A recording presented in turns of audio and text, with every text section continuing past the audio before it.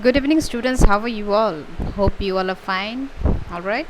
So, today we are continuing chapter 3 Human Reproduction, part 4, lecture number 9. And today we will start oogenesis.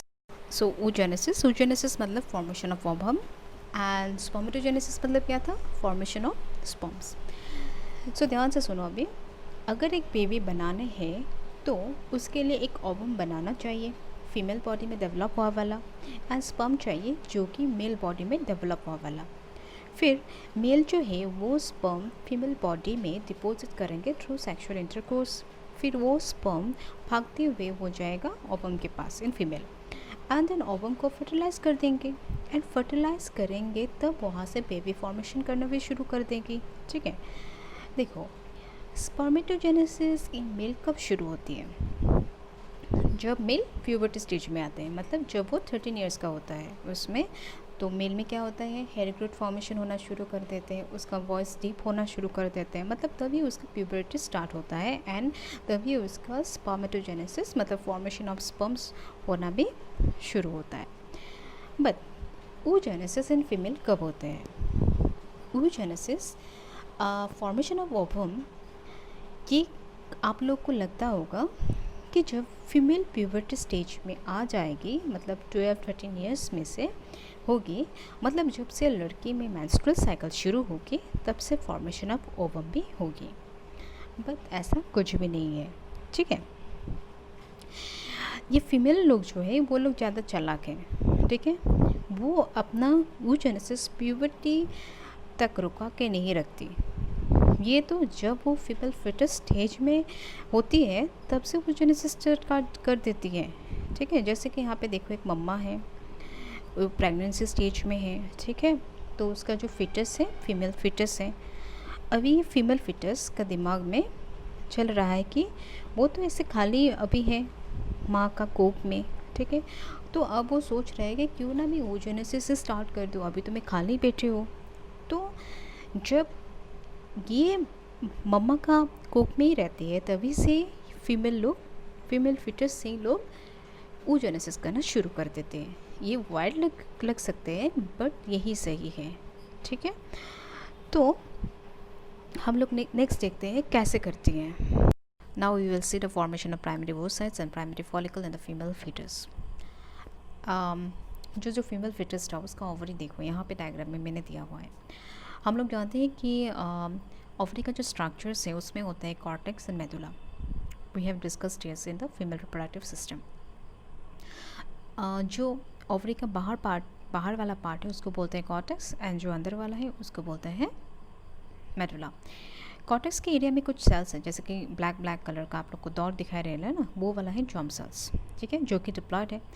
And देखो जैसे कि हम लोग ने we studied in the male reproductive system also that male के testis के अंदर में सेमिनिफरस ट्यूबल्स होता है. ओके, एंड सेमिनिफरस ट्यूबल्स के अंदर में जर्म सेल्स हैं जो स्पर्म्स प्रोड्यूस करते हैं. ओके, वो क्या था, वो था स्पर्मेटोगोनियम. ठीक, वैसे ही यहाँ पे भी है, फीमेल का फिटस में भी होता है ओगोनियम.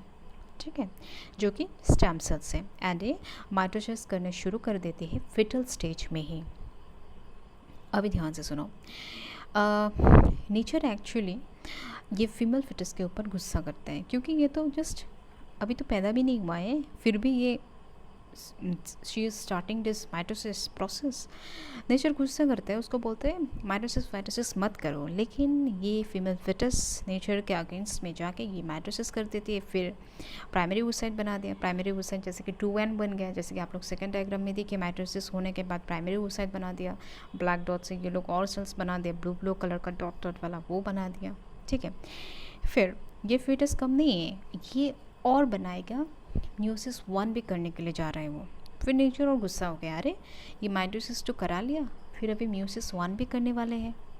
फिर नेचर गुस्सा हो के उसको क्या किया, उसको जब वो म्यूसिस 1 शुरू ही करने वाले थे इन प्रोफेस 1 उसको स्टॉप करा दिया.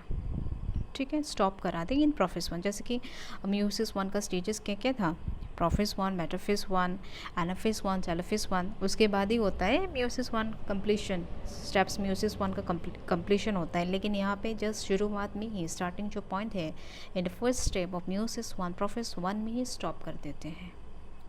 ठीक है, तो एंड या यहाँ पे जो नेचर्स के बारे में बोल रहे हो, ये just for easy explanation to you all, so that you can easily understand. Okay, यहाँ का कुछ भी नेचर वेचर्स का कुछ भी यहाँ पे प्रोसेस नहीं है।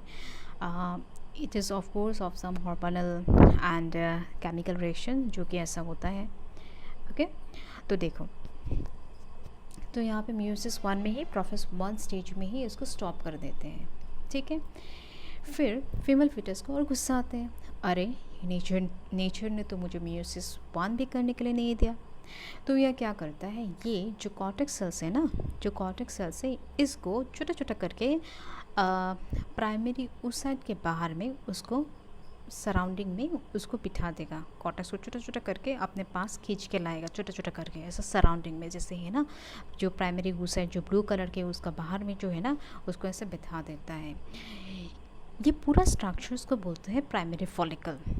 ठीक है, प्राइमरी oocyte है, उसका बाहर में क्या है, ये कुछ भी नहीं है, ये जस्ट कॉर्टेक्स सेल्स हैं जो ये फिटस बुला देते हैं इन लोग को कि ऐसे आप लोग बैठो, मतलब प्राइमरी फॉलिकल का स्ट्रक्चर सही है। फिर जो सराउंडिंग वाला जो है, मतलब जो कॉर्टेक्स से बना, जो छोटा छोटा करके जो प्राइमरी oocyte के बाहर में जो छोटा छोटा करके जो है, इसको बोलता है, रेड कलर का जो है उसको बोलते हैं ग्रैनुलोसा सेल्स। ठीक है, एंड इन एवरी ओवरी, ऐसा करके इन एवरी ओवरी क्या होता है, लाख लाख फॉलिकल्स होता है। ठीक है, अभी नेचर कुछ और बोलने से पहले फीटस को और कुछ बोलने से पहले ही क्या होता है, ये 9 मंथ्स का बन जाता है। ठीक है, फीटस 9 मंथ्स का बन जाता है। 9 मंथ्स का बन जाने के बाद इसका पर्चुरेशन होता है, मतलब उसका बर्थ होता है, डिलीवरी होता है। ठीक है, तो यहाँ पे हम लोग ने क्या देखा, यहाँ पे हम लोग ने देखा कि जो फीमेल फिटस का जो ओवरी है, वो ओवरी में है कॉर्टेक्स है, मेदुला है, एंड ओगोनियम जो स्टेम सेल्स है। ठीक है, फिर ओगोनियम क्या करता है, एंड इट अंडरगो माइटोसिस होने के बाद ही प्राइमरी oocyte फॉर्म करता है। प्राइमरी oocyte का भी 2n ही होगा। ठीक है, 2n, और जो ब्लू कलर का जो है ना, नेक्स्ट जो डायग्राम है, नेक्स्ट डायग्राम में देखो, जो ब्लैक कलर डॉट के, मतलब ओगोनियम के पास जो ब्लू कलर का डॉट है, वो सब है आपका प्राइमरी oocyte।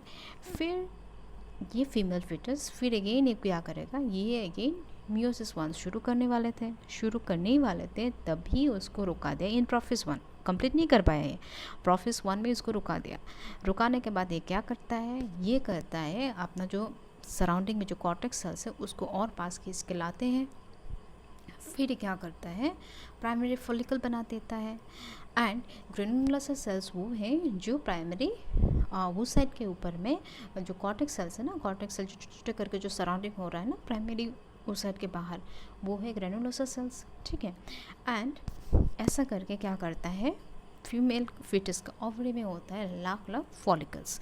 एंड फिर ये सब करते ही क्या होता है, फिटस भी 9 मंथ्स का हो जाता है। 9 मंथ्स का होने के बाद उसका पर्चुरेशन होता है, मतलब उसका डिलीवरी हो जाता है। I think this is clear. So this paragraph I have taken from NCERT। चलो देखते हैं। The process of formation of a mature female gamete is called oogenesis। Question आ सकता है, what is oogenesis? Process of formation of a mature female gamete is called oogenesis, which is markedly different from spermatogenesis. Obviously it is very very different from spermatogenesis. कहाँ spermatogenesis sperms produce होता है 13 साल का बच्चा में, and यहाँ पे देखो बच्चे लोग तो इतना एडवांस निकली है, यहाँ में तो देखो फीमेल फिटस में ही ये लोग शुरू कर देता है oogenesis. Then oogenesis is initiated during the embryonic development stage when a couple of million gametes mother cells, मतलब जो oogonia है ना, oogonia का प्लूरल को बोलते हैं oogonia। ठीक है, सो एम्ब्रायोनिक डेवलपमेंट में ही यहाँ पे होता है oogonia a form within its fetal ovary, मतलब फीमेल फिटस के ओवरी में होता है। And no more oogonia are formed and added after birth। ये जो फॉर्मेशन हो गया बर्थ से पहले यही है, उसके बाद बर्थ के बाद एक बार जो उसका डिलीवरी हो गया बच्चे का, उसके बाद लेकिन ये oogonia का फॉर्मेशन होगा ही नहीं। This cell starts division and enter into process 1 of the meiotic divisions and get temporarily arrested at that stage। तो मैंने बोला था ये सेल्स फिर डिवीजन करना शुरू कर देती है, लेकिन प्रोफेस 1 में क्या होता है, prophase 1 of the meiotic divisions में क्या होता है, ये स्टॉप हो जाती है और उसको बोलते हैं प्राइमरी oocytes। वो प्राइमरी oocytes के स्टेज में रहते हैं। Each primary oocyte stands gets surrounded by a layer of granulosa cell। जो मैंने बोला था ना, कॉर्टेक्स सेल्स का जो छोटा छोटा करके ये लोग बाहर में पूरा एकदम लेयर करके बैठता है ना कॉर्टेक्स सेल्स को प्राइमरी oocytes के बाहर में, तो ये जो लेयर है इसको बोलता है granulosa cells and is called the primary follicle. पूरा स्ट्रक्चर इसको बोलता है प्राइमरी फॉलिकल। मतलब अंदर में होगा प्राइमरी oocyte, उसके बाहर में लेयर होगा ग्रेनुलोसा सेल्स का, एंड ये पूरा स्ट्रक्चर इसको बोलेगा primary follicle. A large number of these follicles degenerate during the phase from birth to puberty। ये हम लोग अभी नेक्स्ट जो स्लाइड है उसमें देखेंगे, ठीक है। Therefore at puberty only 60,000 to 80,000 primary follicles are left in each ovary। ये हम लोग नेक्स्ट स्लाइड में देख लेते हैं, तभी आप लोग को अच्छे से समझ में आ जाएगा, ठीक है। तब तो now we will see the formation of secondary follicle and tertiary follicles in female. So what happen, अभी पर्चुरेशन हो जाएगा बच्चे के, ठीक है। पर्चुरेशन मतलब उसके बर्थ हो जाएगा, तो बर्थ से मतलब बच्चे के जन्म से प्यूबर्टी तक कुछ नहीं होगा, कुछ भी फॉर्मेशन होने वाला नहीं है, बट फॉलिकल्स डीजेनरेट होती है प्यूबर्टी होने तक, ठीक है। जितना भी फॉलिकल्स, कितना फॉलिकल्स बनाया था उसने, लाख फॉलिकल्स बनाया था पर ओवरी में, प्राइमरी फॉलिकल्स उसने बनाया था, ठीक है। तो वो सब फॉलिकल्स डीजेनरेट होती है प्यूबर्टी होने तक। पहले लाख प्राइमरी फॉलिकल्स होते थे, बट 12-13 ईयर्स पहुँचने तक फॉलिकल्स डीजेनरेट होते रहते हैं, एंड अल्टीमेटली प्यूबर्टी तक 60 to 80,000 फॉलिकल्स ही बचते हैं पर ओवरी में, okay. 60 to 80,000 follicles only left in पर ओवरी, ऑलराइट। सो यहाँ पे क्या होता है, यहाँ पे जैसे कि मेल में भी हम लोग ने देखा था, प्यूबर्टी से पहले हार्मोन्स रिलीज़ हुआ था, तो यहाँ पे भी क्या होता है, in female also before puberty hormones release GnRH from hypothalamus and then move to pituitary gland, and from pituitary LH and FSH will be released and will go to the ovary and act there and start forming secondary follicle from primary follicle।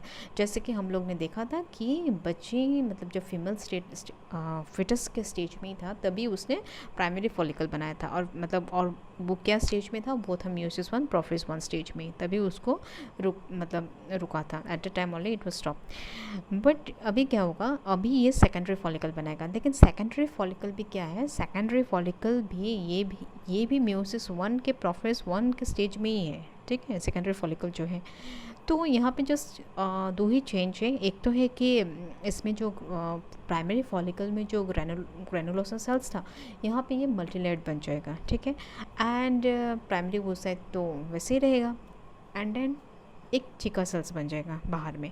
थिका sales क्या है, जैसे कि हम लोग ने जब पढ़ा था ओवरी का structures in female reproductive system, वहाँ पे मिला था कि ओवरी में क्या होता है, स्ट्रोमा होता है। तो ये जो थिका है कुछ भी नहीं है, ये एक्चुअली क्या होता है, आसपास जो स्ट्रोमा के सेल्स है ना ओवरी का, ये स्ट्रोमा के सेल्स ही एक लेयर बना देते ग्रेनुलोसा सेल्स के बाहर में, ओके, एंड वो चिपकते रहते हैं ग्रेनुलोसा सेल्स के, एंड इसलिए इसको बोलते हैं थिका सेल्स, ठीक है, इसको थिका सेल्स बोलते हैं। अभी देखो, अभी प्राइमरी oocyte जो है, प्राइमरी oocyte ये क्या करेगा, ये अभी म्यूसिस 1 कंप्लीट करेगा। म्यूसिस 1 कंप्लीट करने के लिए, जैसे कि हम लोग generally we know that meiosis 1 complete हो जाने से क्या होता है, 2 सेल्स बन जाते हैं, एंड फिर म्यूसिस 2 होता है, म्यूसिस 2 होने के बाद फिर 2 सेल्स से 4 सेल्स बन जाते हैं, ठीक है। तो यहाँ पे क्या होता है, यहाँ पे भी ये जो प्राइमरी oocyte है, सेकेंडरी फॉलिकल जो प्राइमरी oocyte यहाँ पे है, जो मैंने लेबलिंग करके दिखाया है, प्राइमरी oocyte भी यहाँ पे म्यूसिस 1 करेगा, जैसे कि साइड में आप लोग देख लीजिए, म्यूसिस 1 करेगा, तो यहाँ पे भी 2 सेल्स तो बनाएगा, लेकिन यहाँ पे दोनों सेल्स इक्वल नहीं बनेगी। फीमेल में एक प्राइमरी oocyte से एक ही ओवम बनते हैं, ये जो दूसरा सेल्स बनेगी, एक तो होगा सेकेंडरी oocyte जो है, मतलब म्यूसिस होने के बाद, जैसे कि सेकेंडरी oocyte एक बनी थी और एक फर्स्ट पोलर बॉडी बनी थी, ठीक है। सेकेंडरी oocyte जो है ये तो डोमिनेंट रहेगा, लेकिन जो दूसरा वाला है, ये वाला थोड़ा कमज़ोर एंड थोड़ा बीमार वाला होता है, ओके, एंड ये फर्स्ट पोलर, इसका नाम फर्स्ट पोलर बॉडी है, ये आगे जाके क्या होता है, डीजेनरेट हो जाते हैं, ठीक है। तो सेकेंडरी oocyte डोमिनेंट है यहाँ पे, ओके।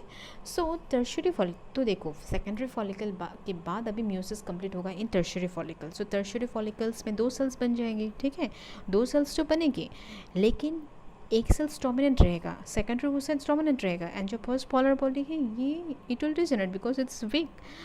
सो यहाँ पे डायग्राम में आप लोग देखिए, यहाँ पे 2 सेल्स होना चाहिए, ठीक है, यहाँ क्योंकि म्यूसिस कंप्लीट हो गए यहाँ पे। एक तो देखो जैसे कि सेकेंडरी oocyte है, ये डोमिनेंट है, न्यूक्लियस देखो आपने, सेकेंडरी oocyte का जो लेबलिंग है वो न्यूक्लियस है, ठीक है, एंड उसके ऊपर में ही है दूसरा वाला सेल जो कि फर्स्ट पोलर बॉडी है, लेकिन ये वीकर है, इसलिए ये पूरा थोड़ा करके थोड़ा जगह जस्ट ये ले लिया, एक न्यूक्लियस है, और ये बाद में डिजेनरेटिव होने वाला है because it is very weak, ठीक है, and secondary oocyte is dominant. फिर टर्शियरी फॉलिकल्स में क्या होगा, ग्रेनुलोसस सेल्स तो मल्टीलेयर रहेगा ही रहेगा, एंड ग्रेनुलोसस लेयर में एक छोटू सा कैविटी बनेगी, कैविटी बनने के लिए शुरू करेंगे, इसको बोलते हैं एंट्रम। जैसे कि लेवलिंग में आप लोग देख रहे हो राइट साइड में, ये जो कैविटी है ये एंट्रम है, ठीक है, एंड थिका सेल्स में यहाँ पे 2 बन जाएंगे, एक थिका इंटरना जो ग्रेनुलोसस सेल्स के साथ चिपकते रहेगा, और थिका एक्सटर्ना जो बाहर रहेगा, ठीक है। So these are the changes in tertiary follicle, and next we will move, हम लोग अभी क्या करेंगे, अभी जो ग्राफियन फॉलिकल्स है, लास्ट जो फॉलिकल्स का फॉर्मेशन है वो देख लेते हैं, ठीक है। Now we will see the formation of graafian follicles. तो टर्शियरी फॉलिकल फॉर्मेशन हम लोग को मालूम चल गया, टर्शियरी फॉलिकल्स फिर क्या करेगा, वो म्यूसिस 2 शुरू कर देगी, लेकिन म्यूसिस 2 ये कंप्लीट नहीं कर पाती है क्योंकि इसको भी स्टॉप किया जाता है इन मेटाफेज 2। तो क्या क्या चेंजेस आते हैं इन ग्राफियन फॉलिकल्स को देख लेते हैं। ग्राफियन फॉलिकल जैसे कि ओवम हम लोग को दिखाई दे रहा है, ओवम के बाहर में एक नॉन सेलुलर लेयर फॉर्मेशन होता है जिसको बोलते हैं जोना पेलुसिडा, जैसे कि मैंने यहाँ पे येलो कलर का कलर दिया है, इसको बोलते हैं जोना पेलुसिडा, एंड इसको बोलते हैं, and it is non cellular layer. फिर उसका बाहर में ग्रेनुलोसा का एक लेयर आ जाती है जिसको बोलते हैं corona radiata, and granulosa cells बाहर में देखो, बाहर में ऐसा साइड में आ जाते हैं ग्रेनुलोसा सेल्स का लेयर, एंड जो बीच वाला में जो एंट्रम है ये डेवलप हो जाता है, डेवलप होने से क्या होता है, इसका कैविटी भी बढ़ जाती है, ठीक है। वैसे तो antrum is a features of tertiary follicle, but यहाँ पे ग्राफियन फॉलिकल्स में क्या होता है, ग्राफियन फॉलिकल्स में ये थोड़ा डेवलप हो जाता है, एंड इसलिए इसका जो कैविटी है ये बड़ा हो जाता है, ठीक है। तो उसके बाद क्या हो जाता है, इससे ही ये जो ओवम है इससे ही मतलब क्या होता है, इससे बर्स्ट होके रिलीज हो जाएगा, एंड फाइनली ओवुलेशन हो जाएगी, ठीक है। Yeah, this paragraph is from NCERT. Let's have a look. The secondary follicle soon transform into a tertiary follicle, which is characterized by a fluid fill cavity called antrum. जो cavity है antrum का वो है fluid से भरे वाला, ठीक है, and ये tertiary follicles का characteristics है, ठीक है। The theca layer is organized into an inner theca interna and an outer theca externa, जो कि हम लोग टर्शियरी फॉलिकल्स में हम लोग को ये भी कैरेक्टर्स दिखाई दिया। It is important to draw your attention that it is at this stage that the primary oocyte within the tertiary follicles grows in size and completes its first meiotic division, ठीक है। तो यहाँ पे यही बोल रहा है कि tertiary follicle is nothing but ये is completion of the first meiotic division. It is unequal division resulting in the formation of a large haploid secondary oocyte and a tiny first polar body. हाँ, लेकिन ये क्या था, ये unequal division था, unequal meiotic division था, क्योंकि एक तो था large haploid secondary oocyte and a tiny first polar body भी एक था, जो कि ये बाद में आगे जाकर डिजेनरेट होने वाले हैं, ठीक है। The secondary oocyte retains bulk of the nutrient rich cytoplasm of the primary oocyte. Secondary oocyte, you know, secondary oocyte ये न्यूट्रिएंट्स लेगा, ठीक है, because you know it's retains the bulk of the nutrients rich cytoplasm of the primary oocyte. ये nutrients लेना ही पड़ेगा primary oocyte क्योंकि आगे जाके क्या करेगा, ये आगे जाके तो क्या करेगा, ओवम बनाएगा, ये सुनो। And can you think of any advantage for this. Advantage है कि सेकेंडरी जो oocyte है, सेकेंडरी oocyte से ही ओवम बनते हैं, ठीक है, एंड ये आगे जाके क्या करना पड़ेगा, फर्टिलाइज करनी पड़ेगी, ठीक है, एंड उससे ही आगे जाके क्या करना पड़ेगा, बेबी बनाना है उसको, ठीक है। तो यही एडवांटेज है of this secondary oocyte. And next क्या है, next does the first polar body born out of first meiotic divisions divide further और डिजेनरेट. हाँ, it really divides, but mostly it degenerates because it is weak. At present, we are not very certain about this.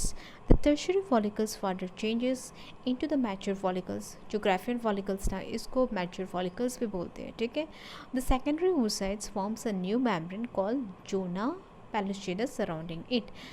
So जो ovum के बाहर में जो एक non cellular layer है उसको बोलते हैं जोना पेलुसिडा, ठीक है.